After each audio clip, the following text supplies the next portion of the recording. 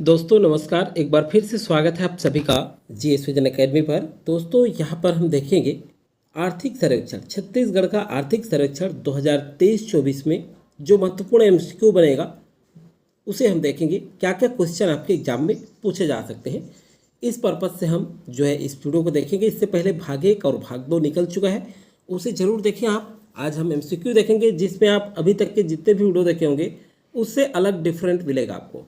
तो सीजीपीएससी और सीजी व्यापम की विभिन्न आयोजित परीक्षाएं जो भी होती हैं उसके लिए बहुत इंपॉर्टेंट होगा। चलिए जल्द शुरू करते हैं। शुरू करने से पहले चैनल में पहली बार जुड़े हैं, सब्सक्राइब करके बेल आइकन में ऑल जरूर प्रेस कर लें ताकि वीडियो का नोटिफिकेशन आप तक पहुंचता रहे। तो चलिए पहला क्वेश्चन किस तरह से बन सकता है इसे देखते हैं। पहला क्वेश्चन है, आर्थिक सर्वेक्षण 2023-24 के अनुसार प्रदेश का वन क्षेत्रफल है। ये बहुत ज़्यादा इंपॉर्टेंट क्वेश्चन है।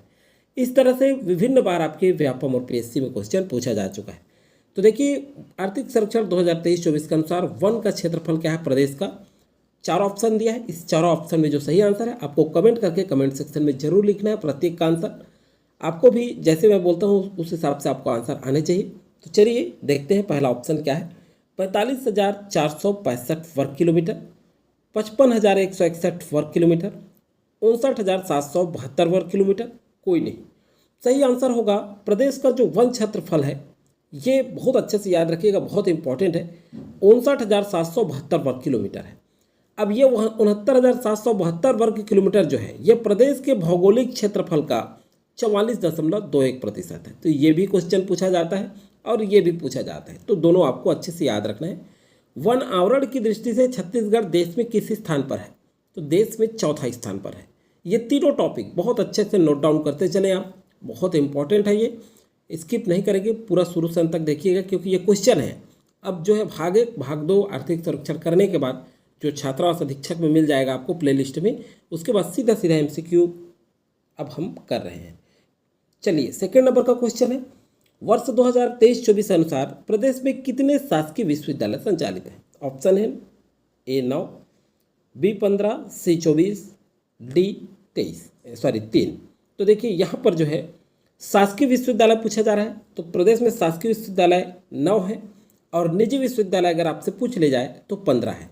कुल अगर विश्वविद्यालय पूछे तो ये दोनों को जोड़ करके 15 9 कितना हो जाएगा 24। तो 24 विश्वविद्यालय है कुल, जिसमें 9 शासकीय है और 15 निजी है। अगर बात करें तकनीकी शिक्षा का तो उसमें 3 है। कितने हैं? 3 है। तो ये तीनों फैक्ट आपको याद रखना है, इतने ही इंपॉर्टेंट क्वेश्चन बनेंगे। ये टॉप 11 क्वेश्चन आप आज हम जो करने वाले हैं इसको अच्छे से रट लीजिएगा, इसमें से कोई ना कोई क्वेश्चन पूछा ही जाएगा। देखिए वर्ष 2022-23 की तुलना में वर्ष 2023-24 के प्रचलित भाव पर सकल राज्य घरेलू उत्पाद का बाजार मूल्य पर कितने प्रतिशत अधिक अनुमान है। अब देखिए 2022-23 की तुलना में 23-24 के प्रचलित भाव पर पूछ रहा है, राज्य का सकल घरेलू राज्य उत्पाद जो है वो बाजार मूल्य पर कितने प्रतिशत अधिक अनुमानित किया गया है। ऑप्शन है 6.56, 7.32, 8.3, 10.20। तो ये ऐसे आंसर आपको आने चाहिए। 8.93% अनुमानित किया गया है 2022-23 की तुलना में 2023-24 में प्रचलित भाव पर सकल राज्य घरेलू उत्पाद का इतने प्रतिशत 8.93% वृद्धि अनुमानित किया गया है। अब देखिए स्थिर भाव पर देखते हैं, तो स्थिर भाव पर सकल राज्य घरेलू उत्पाद का अनुमान बाजार मूल्य पर 6.56% अधिक है। इसकी तुलना में 2022-23 की तुलना में 2023-24 में स्थिर भाव पर है ये, और अभी हमने जो देखा ये प्रचलित भाव पर था। तो स्थिर भाव पर 6.56% है और प्रचलित भाव पर 8.93% अनुमानित है। चलिए आगे देखते हैं, वर्ष 2023-24 में राज्य की प्रति व्यक्ति आय कितना अनुमानित है। तो देखिए राज्य की प्रति व्यक्ति आय कितना अनुमानित है। जो प्रति व्यक्ति आय है ये बहुत ज़्यादा इंपॉर्टेंट है, पूछा जाता है एग्जाम में। 1,47,361, 1,37,329 और 1,22,934 और कोई नहीं। तो सही आंसर है दोस्तों यहाँ पर 1,47,361 अनुमानित है, अनुमान है ये। तो देखिए 2023-24 में ये पूछा जाता है, बहुत इंपॉर्टेंट क्वेश्चन है, इससे आप नोट डाउन कर लेंगे। और ये जो है 2023-24 में प्रति व्यक्ति आय में 7.31% वृद्धि को दर्शाता है। अगर पिछले वर्ष की तुलना में देखें तो कितने प्रतिशत वृद्धि को दर्शाता है, 7.31% वृद्धि को दर्शाता है। ये जो है पिछले वर्ष की बात करें अगर हम 22-23 की बात करें तो 1,37,329 रुपये था प्रति व्यक्ति आय, और अभी हम बात करें तो 1,47,361 रुपये। तो दोनों ध्यान रखिएगा। ये नीचे वाला भी जो ऑप्शन है 2022-23 का था प्रति व्यक्ति आय। चलिए आगे देखते हैं। आर्थिक सर्वेक्षण 2023-24 अनुसार प्रदेश की सभी स्रोतों से सिंचाई कितने प्रतिशत क्षेत्र में उपलब्ध है? 55, 45, 41 और 36।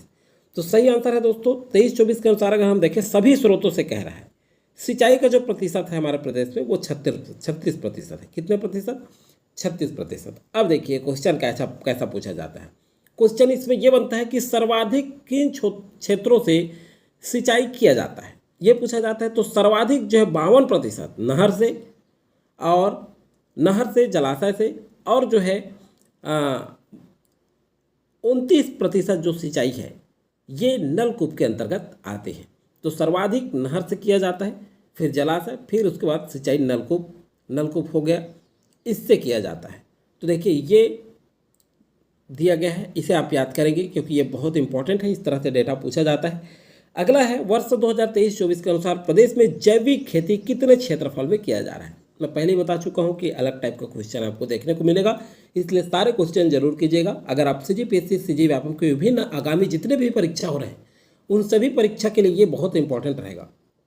31,500 हेक्टेयर, 15,000 एकड़, 1,000 हेक्टेयर, 1,100 एकड़।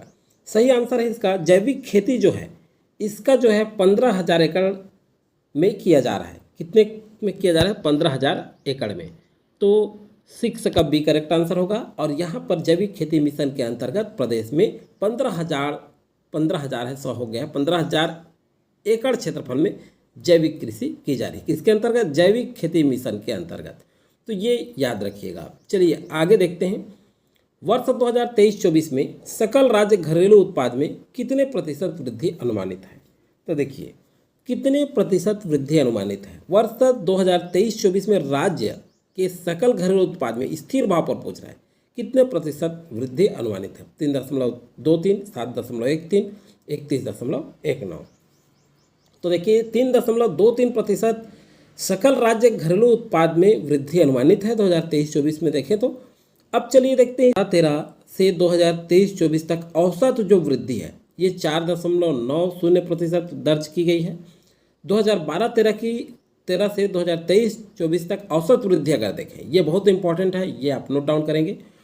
उद्योग क्षेत्र में 2012-13 से 2023-24 तक औसत वृद्धि की बात करें तो 7.36% वृद्धि दर्ज की गई है। और सेवा क्षेत्र में 2012-13 से 23-24 तक औसत वृद्धि की बात करें तो 5.37% वृद्धि दर्ज की गई है। तो जैसे याद रखिएगा, देखिए 4.90%, 7.36% और 5.37%। तो इस तरह से वृद्धि दर्ज की गई है।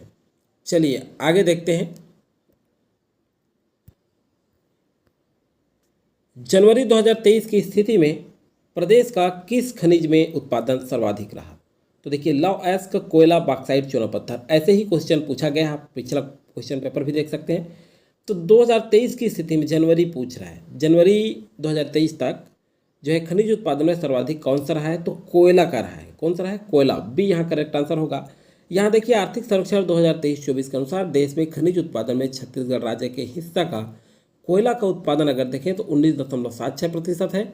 लौह अयस्क का देखें तो 15.9 है। ऐसे याद रखिएगा, लौह अयस्क के बाद आता है सीधा देखिए यहाँ पे कोयला के बाद आता है सीधा लौह अयस्क आता है, फिर उसके बाद चूना पत्थर आता है, फिर बॉक्साइट आता है। तो कभी कभी क्रम में दे देता है, उत्पादन के आधार पर क्रम में जमाइए तो दे देता है। तो इसको ध्यान रखिएगा, कोयला फिर लोहा, कोयला को गला करके लोहा बनाए, ऐसे याद रखिएगा। फिर उसके बाद चूना पत्थर बना, कुछ नहीं मिला तो कोक के रूप में, ऐसे आप एक ट्रिक याद रखेंगे। फिर उसके बाद बॉक्साइट लास्ट में। तो इस तरह से रहा। चलिए आगे देखते हैं। प्रदेश के किस जिले में गार्नेट खनिज पाया जाता है? तो देखिए बलौदाबाजार, रायपुर, बालोद, गरियाबंद। गार्नेट देखिए नया टाइप का जो हर क्वेश्चन रहता है ये पूछा जाता है CGPSC व्यापम में, और ये बहुत इंपॉर्टेंट है। गरियाबंद में, कहाँ? गरियाबंद में गार्नेट पाया जाता है।